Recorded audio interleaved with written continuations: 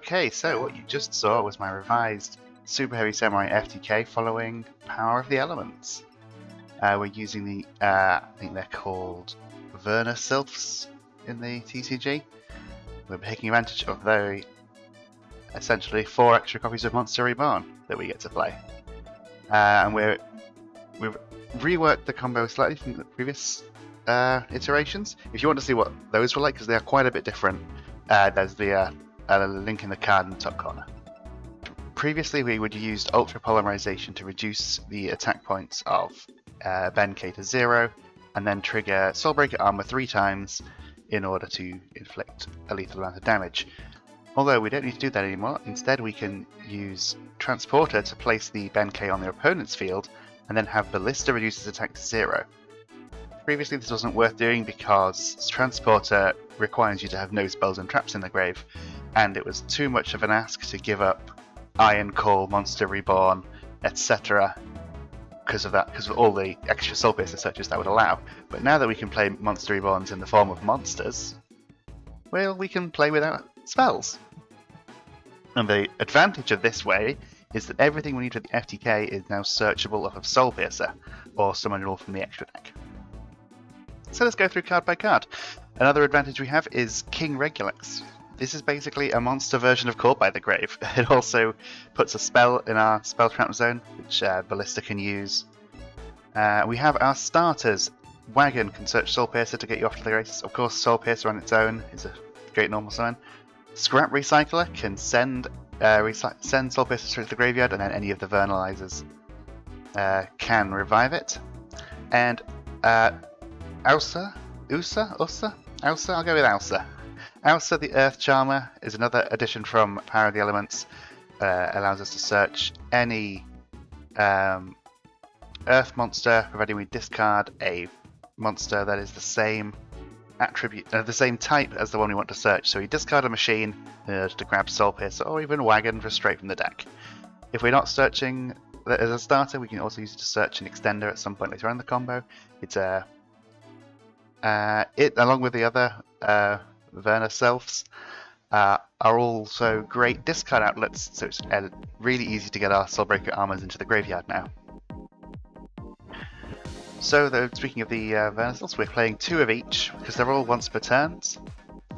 But other than that, they're all great. So we want to see as many as we can. Next up, we've got our targets for Soul Piercer. We have Scales, Claw, and Horns, and Peacemaker are all just extenders. They help get us to bigger link monsters, which draw us more cards. And then we have the ones required for the FTK, Benkei, Transporter. We want Transporter on the field, Benkei in the hand. We can't use Transporter's effect to summon itself from the hand, typically anyway, because that would lock us into Superheavy Samurai for the rest of the turn. So we want to summon it off of Saryuja or off of a Verna Sylphs effect. Put it on the field that way. Then you can summon the Benkei to the opponent's field directly from our hand, and we get a little draw as a reward. Then of course we have Soulbreaker Armor, 3 of those. We want to put them in the graveyard 1 at a time. If you put 2 in the graveyard at the same time, you'll have to get one either shuffled back into the deck or summoned to the field with a revive. Because activating one's effect will banish every copy from your graveyard, so you need to banish them 1 by 1. Next we've got Turbo Booster, just a free extender. It's Earth Machine, it's also level 1, which is quite useful. Gearbox is a target for the Ballista search, and a Tunneler as a target for the Gearbox search. There are other Gearbox targets, the Soulbreaker Armor, and the Soul Claw, for example. But Tunneler will be a usual target. It's an extra draw 2 in the middle of our combo to help refill our hand for all the discarding we're going to be doing. Awakening of Possessed, Nefarious Archfiend is an interesting extender. You can special summon it inherently from the deck, and it tributes a Soul Piercer to summon it, and then brings the Soul Piercer back from the graveyard when it's summoned. So you get an extra Soul Piercer search by going through this. It also puts level 5 on the field, which helps us go into Riverstormer during the combo. We have a couple of straight extenders here. Flying Pegasus Railroad Stampede can summon Soul Piercer from the graveyard, and Anchor Control can get you an extra monster from your hand. There's no way to special summon these inherently, but you can summon them off of a Saryuja or a Verna Sylph. And lastly, we have Ultra Polymerization still here, but not as part of the FTK, just as an extender. We can send the Soul Piercer to the graveyard as the fusion material, and then revive it again with the graveyard effect. In the extra deck, it's actually we're actually not using the entire thing. Only so many of these are completely necessary. Mud Dragon and Swamp is only necessary for the Ultra Polymerization, not required for the combo anymore. River Stormer is a great extender, as is Gigagun X, but Skull Dread we want 3. You only need 1, but 3 is useful. You can dig deeper into your deck. I've got Angler Knuckle here, but it should be over here. It's not a required one. Ancient Gear Ballista, I've got 2 of this because it's now required for the FTK. We're going to be using both effects of it. One to search and one to reduce the attack of Benkei to 0. Scarecrow, if we're making this a real deck, I'd probably play 2 of this, just to have 1 for other turns if we don't get the FTK off. But yeah, all linked ones are broken, it's just whether or not you can summon them. And Relinquished Anima can turn any of our level 1s into a spellcaster in order to summon the Awakened of the Possessed. So part of the reason for a lot of the picks in this extra deck is because Elsa and the Verna Sylphs all lock you into using Earth monster effects for the remainder of the turn after they're used. So we want to have Earth monsters in our extra deck where possible.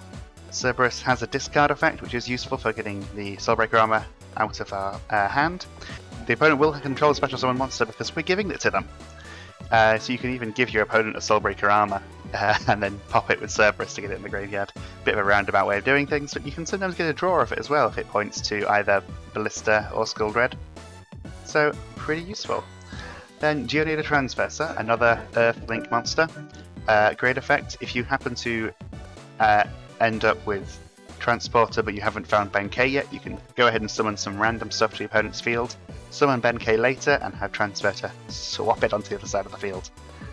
And some other options I was playing around with, Cross Sheep, you've got a fusion monster you summon, this gets you an extra Soul Piercer when you fusion summon, possible. Another, also the Earth Charmer is a spellcaster, you can summon it generically with 2 Earth monsters. And Double-Headed Angler Knuckle is another Earth Link monster with a discard cost effect. It's never come up for me, but that's the one I was thinking of. So that's the deck. There are a couple of other things I want to talk about additionally for cards coming up in the future that would be useful. G Golem Stubborn Menhir is another Earth Link monster. When it's summoned from the graveyard, say with a Vernal Sylphs effect, it summons another monster from the graveyard, or adds a monster from your graveyard to your hand. There are more Verna Sylphs coming out in future sets, so of course those are going to be really, really good. This Garuda, Wings of Resonant Life, comes out in Power of the Elements. I've not had a chance to try it out, but it probably would work as a replacement for Mud Dragon of the Swamp. This requires 2 of the same type rather than 2 with different types. So you could use 2 machines rather than having to use Soul Piercer plus Skull Dread. You would use Soul Piercer plus Ballista, or Soul Piercer plus literally anything.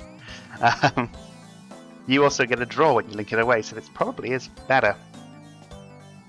World Ocean Dragon Zealantis. You could link this into summon this by linking away a Skull Dread. You probably wouldn't get its first effect that banishes the whole field and brings it all back, because you'd be locked into Earth effects, but you're only locked into Earth effects for your turn. If you summon this monster and have it co-linked and then passed to your opponent, suddenly you've got a quick effect, destroy cards on the field. Yeah, the effects will be live again once it's your opponent's turn. And for the same reason, Appaloosa is probably pretty good for if the FTK falls short. You can make an Appaloosa. It'll still get its attack points boost, that's not an activated effect. It won't have any negates until your opponent's turn though, you won't be able to activate that effect to negate things. Ningosu is another Earth Link monster, another option for while you're locked into Earth effects.